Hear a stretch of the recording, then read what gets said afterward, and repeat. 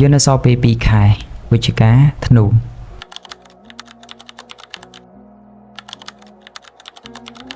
ហើយ10ខែទៀតបានកន្លងផុតទៅលឿនមែនតើមកប្រពេចភ្នែកហើយយើងអត់អាចធ្វើអីជាមួយនឹងវាបានទេយើងអត់អាចយកវាត្រឡប់មកវិញបានទេខ្ញុំអត់ដឹងថាអ្នកទាំងអស់គ្នាបានធ្វើអីគេខ្លះទេនៅក្នុងរយៈពេល10ខែកន្លងមកនេះប៉ុន្តែបើសិនជាអ្នកទាំងអស់គ្នាបានធ្វើរឿងដែលល្អសម្រាប់ជីវិតអ្នកទាំងអស់គ្នាខ្ញុំក៏ចូលរួមអបអរសាទរប៉ុន្តែបើសិនជាយើងក៏បានធ្វើអីសោះឬមួយក៏ជួនកាលទៅយើងសាងកំហុសមួយដែលធ្វើឲ្យខ្លួនយើងមានវិបត្តិសេរីឬមួយក៏កំហុសឆ្គងណាមួយដែលយើងអាចបំភ្លេចបានខ្ញុំគិតថាយើងគួរតែមានរឿងច្រើននិយាយគ្នាខ្ញុំចង់ឲ្យអ្នកទាំងអស់គ្នាជំនួសដល់ការកលែកទៅមើលអ្វីដែលកន្លងហួសយើងងាកមកមើលរយៈពេល2ខែដែលយើងនៅសល់នេះចង់ឲ្យឆ្នាំ2025របស់យើងវាបញ្ចប់ទៅដោយរឿងល្អបញ្ចប់ទៅដោយស្នាដៃឬមួយក៏អ្វីដែលយើងបានធ្វើខ្ញុំចង់ឲ្យអ្នកទាំងអស់គ្នាសរសេរចុះអ្វីដែលអ្នកទាំងអស់គ្នាចង់សម្រេចបាននៅក្នុងរយៈពេល2ខែហ្នឹង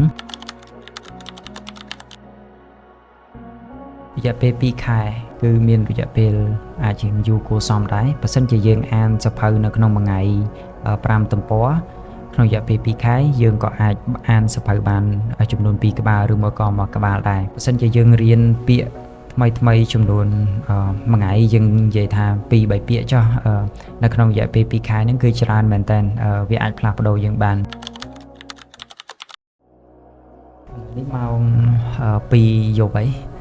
អត់ទាន់បានចូលគេងព្រោះមានរឿងមួយចំនួនដែលត្រូវសម្រេចវាឲ្យហើយខ្ញុំគិតថាមានតែខ្លួនយើងទេដែលអាចដឹងថាពេលណាដែលយើងគួរតែគេងស្កប់ស្កល់ហើយពេលណាគួរតែលះបង់ខ្លះដើម្បីចង់សម្រេចអីមួយក៏ត្រូវការលះបង់ចឹងឯងខ្ញុំមិនអាចចូលគេងបានដោយរឿងមួយចំនួនអត់ទាន់សម្រេចបញ្ហាមួយចំនួនអត់ទាន់ដោះស្រាយបានទេយ៉ាងណាមិញខ្ញុំចង់ឲ្យអ្នកទាំងអស់គ្នាសន្យាជាមួយនឹងខ្ញុំសន្យាជាមួយនឹងខ្លួនឯងថាក្នុងរយៈពេល2ខែចុងក្រោយនេះយើងនឹងខិតខំព្យាយាមធ្វើវាឲ្យជាប់លាប់ចាប់ផ្ដើមធ្វើវាធ្វើវាឲ្យជាប់លាប់តាមដែលយើងអាចធ្វើបាន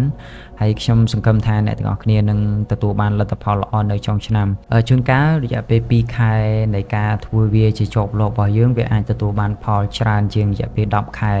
កន្លងមកឬមួយក៏1ឆ្នាំ2ឆ្នាំកន្លងមកទៀតក៏ថាបានដែរកុំមើងងាកសោះ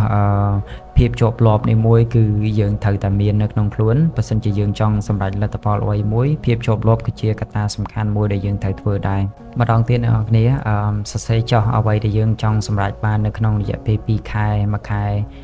ក្នុងរយៈពេល2ខែខាងមុខនឹងទៅថាយើងចង់បានអីគេយើងចង់សម្រេចយើងកង់ខ្លួនឯងយើងចង់ឃើញស្នាដៃអ្វីដែលយើងសម្រេចបានមុននឹងឆ្នាំ2025នឹងបញ្ចប់ទៅខ្ញុំក៏ដូចជាអ្នកទាំងអស់គ្នាដែរខ្ញុំក៏មាន mission មួយសម្រាប់ខ្លួនខ្ញុំផ្ទាល់ដូចគ្នាដែរហើយអ្នកទាំងអស់គ្នាក៏មាន mission របស់អ្នកទាំងអស់គ្នាដែលត្រូវដេញចាប់មានគោលដៅផ្សេងៗពីគ្នាហើយនៅក្នុងវីដេអូបន្ទាប់ខ្ញុំនឹងនិយាយពីរបៀបនៃការ set គោលដៅប្រចាំខែរបស់ខ្ញុំថាខ្ញុំធ្វើអីគេខ្លះអញ្ចឹងវីដេអូនេះខ្ញុំមានតែប៉ុណ្្នឹងទេទាំងអស់គ្នាសង្ឃឹមថាវិច្ឆិកាធ្នូគឺជាខែដែលជោគជ័យបំផុតសម្រាប់អ្នកទាំងអស់គ្នា